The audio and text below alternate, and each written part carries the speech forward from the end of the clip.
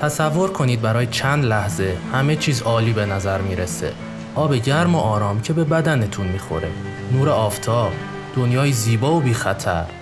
اما ناگهان سایه‌ای از اعماق آب نزدیک میشه. این لحظه‌ایه که همه چیز تغییر میکنه. کوسه غول‌پیکر در چند متری شماست. قلبتون میخواد از سینه کنده بشه. دست و پاهاتون یخ میزنه و تنها یه سوال در ذهن دارید: حالا چطور زنده بمونم؟ توی این ویدیو ما با استفاده از اطلاعات علمی و تجربیات واقعی به شما آموزش میدیم چطور از دست یکی از خطرناکترین شکارچیان اقیانوس فرار کنید. با ردکد همراه باشید.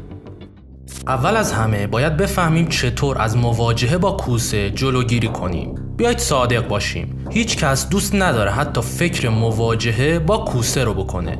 اما اگر بدونید چطور از اون جلوگیری کنید، آرامش بیشتری خواهید داشت. حالا به این نکات توجه کنید. تا حالا شنیدید که میگن طبیعت زمان خودش رو داره؟ صبح زود و غروب وقتی نور کمه زمان شکار کوسه هاست. از این لحظات لذت ببرید. روی ساحل، نه توی آب.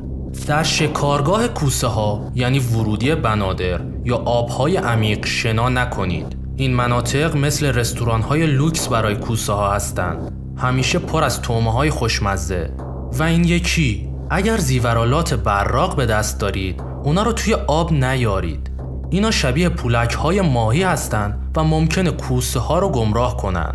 ادرار کوسه ها رو جذب میکنه. پس یادتون باشه رفتن به ساحل و دستشویی پیدا کردن خیلی بهتره تا یه پا یا یه دستتون رو از دست بدید. و از همه مهمتر، اگر زخمی هستید، حتی یه زخم کوچک، سریعاً از آبهای مشکوک خارج بشید. کوسه ها میتونن بوی خون رو از 500 متری تا چند کیلومتری تشخیص بدن.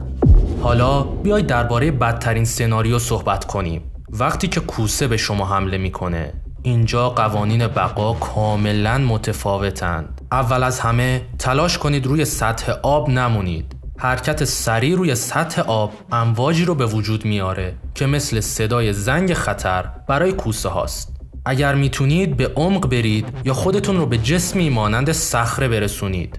خودتون رو به مردن نزنید و به هیچ وجه بی حرکت نمونید. این تکنیک برای حمله حیوانایی مثل خرس کارسازه، اما کوسه ها نه. اتفاقاً اونا عاشق شکار طعمه های ضعیف و بی حرکتن. اگر مجبور شدید از خودتون دفاع کنید، حساس ترین نقاط بدن این موجودات برای هدف گرفتن پوزه ها، چشم ها و آبشش ها هستند.